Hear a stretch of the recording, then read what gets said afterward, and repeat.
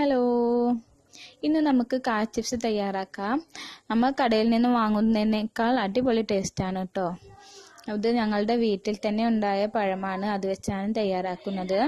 അപ്പോൾ ഇതുവരെയും ഈ ചാനൽ സബ്സ്ക്രൈബ് ചെയ്യാത്ത കൂട്ടുകാരുണ്ടെങ്കിൽ ഒന്ന് സബ്സ്ക്രൈബ് ചെയ്തേക്കണേ. തൊട്ടടുത്ത ബെല്ലൈക്കണിൽ ഓൾ എന്ന ഓപ്ഷൻ കൂടി സെലക്ട് ചെയ്യണം, എന്നാലേ ഞാനിടുന്ന വീഡിയോസിൻ്റെ നോട്ടിഫിക്കേഷൻ നിങ്ങൾക്ക് ലഭിക്കുള്ളൂ. അപ്പോൾ ഞാനിവിടെ ഇങ്ങനെ ഒരു കുല നേന്ത്രപ്പഴമാണ് എടുത്തിട്ടുള്ളത്. ഇത് ഞങ്ങളുടെ വീട്ടിൽ തന്നെ ഉണ്ടായതാണ്. ഇനി നമുക്ക് ഇതിൻ്റെ തൊലിയെല്ലാം ഇങ്ങനെ ഒന്ന് കളഞ്ഞെടുക്കണം. ഇതിൻ്റെ ആ രണ്ട് തലയും അല്പം കട്ട് ചെയ്ത് കൊടുക്കാം. നമുക്ക് അങ്ങനെ ഫുള്ളായിട്ട് ചെയ്തെടുക്കാം. അപ്പോൾ ഞാൻ ഫുള്ള് തൊലി കളഞ്ഞെടുത്തിട്ടുണ്ട്. ഇനി നമുക്ക് ഇത് എണ്ണയിലേക്ക് ഡയറക്റ്റായിട്ടാണ് ഇട്ട് കൊടുക്കുന്നത്. അപ്പോൾ ഞാനിവിടെ ഇങ്ങനെ ഒരു ഉരുളിച്ചട്ടിയിൽ ആവശ്യത്തിന് പാം ഓയിൽ ഒഴിച്ച് കൊടുത്തിട്ടുണ്ട്. പാം ഓയിലാണ് ഞാനിത് വറുത്തെടുക്കുന്നത്. നമ്മൾ ഫ്രൈ ചെയ്യുന്നത് പാം ഓയിലാകുമ്പോൾ നമുക്ക് കുറേ നേരം അത് ക്രിസ്പി ആയിട്ട് തന്നെ ഇരിക്കും, പെട്ടെന്ന് തണുത്ത് പോവില്ല. ഇതിലേക്ക് ഒരു 1/2 ടീസ്പൂൺ ഉപ്പിട്ട് കൊടുക്കാം. ഇനി ഞാനിങ്ങനെ ഇതിലാണ് നമ്മുടെ പഴം ചുറ്റിയെടുക്കുന്നത്.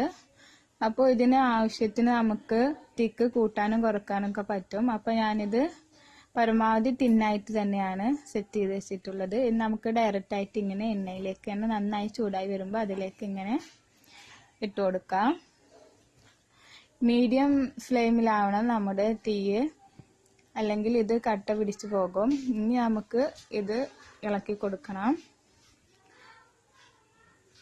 ഇപ്പോൾ നമ്മുടെ ചിപ്സ് ഏകദേശം ഇങ്ങനെ ക്രിസ്പി ആയി എന്ന് തോന്നുമ്പോൾ നമുക്കിത് എണ്ണയിൽ നിന്ന് കോരിയെടുക്കാം.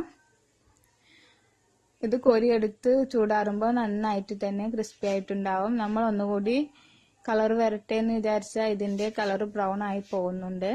അപ്പോൾ അത് പ്രത്യേകം ശ്രദ്ധിക്കണേ. ഇപ്പോൾ നമ്മുടെ ചിപ്സ് ഇവിടെ റെഡി ആയിട്ടുണ്ട്. നമുക്കിത് പാത്രത്തിലേക്ക് മാറ്റാം. ഇനി നല്ല ക്രിസ്പി ആയിട്ടുണ്ട് കേട്ടോ, അതാണ്ടോ. നമുക്ക് ഇങ്ങനെ എല്ലാം ചെയ്തെടുക്കാം.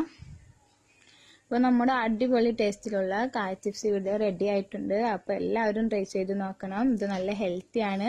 നമ്മൾ പുറത്തുനിന്ന് വാങ്ങുന്നത് പോലെയല്ല, നമ്മുടെ വീട്ടിലുണ്ടായ പഴം വെച്ച് നമ്മുടെ തന്നെ ഓയിലിൽ തയ്യാറാക്കിയതാണ്. അപ്പോൾ ഈ വീഡിയോ ഇഷ്ടമായാൽ എല്ലാവരും ലൈക്ക് ചെയ്യുക, ഷെയർ ചെയ്യുക, സബ്സ്ക്രൈബ് ചെയ്യുക. Thanks for watching.